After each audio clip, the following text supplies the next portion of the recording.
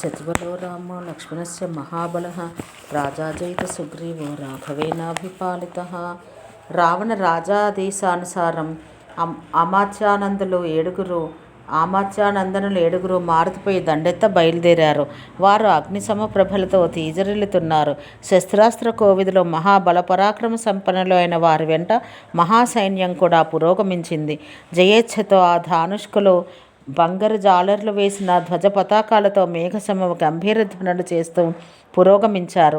వారు తప్తకాంచన శరాసనాలను సారిస్తూ మెరుపులు మెరిసే మేఘసమంగా రాజభవనం నుండి బయలుదేరారు. కింకర నామక రాక్షసులను అంతం చేసిన హనుమంతుని మీదకు పోతున్నారని వారి తల్లులు బంధుమిత్రులు శోక సంతప్తులైపోయారు. ఆమాత్యనందనులందరూ మేలిమి బంగారు నగలు ధరించి రథాలు పరస్పరం ఒరుసుకుంటుండగా ఎవరి రథాలపై వారు అశోకవన బహిర్ద్వారం దగ్గరగా పోయారు. వారందరూ కాలమేఘ సమంగా కానవచ్చారు. వారి సుందర చందన ధ్వనుల మేఘగర్జన సమంగా వినిపించాయి. నిశిత శరాలు వర్షింపచేస్తూ వారు మహామేఘ సదృశంగా పరిభ్రమించారు.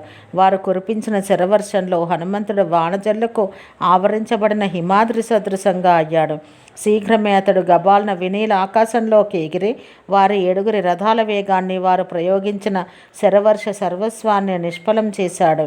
ధానుష్కులైన ఆ యామాత్యపుత్రుల బారి నుండి దూరమై హనుమద్వీరుడు అంబరవీధిలో వీరవిహారం చేస్తూ ఇంద్రధనుర్యుక్తమైన మహామేఘాలతో క్రీడించి వాయుదేవ సమంగా భాసిల్లాడు.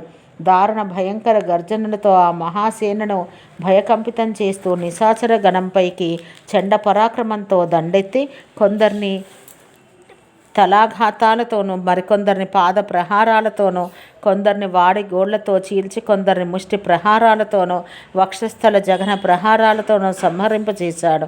కొందరు ఆ దారుణ భీకరాకారిని ఆ భయంకర గర్జనల శ్రవణ మాత్రంచే నేలకూలారు.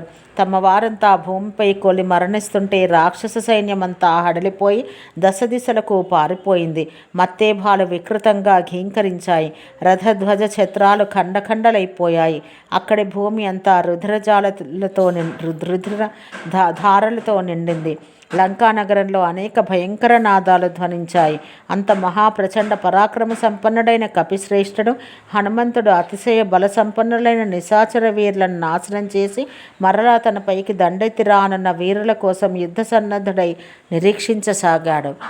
ఓం శాంతి శాంతి శాంతి.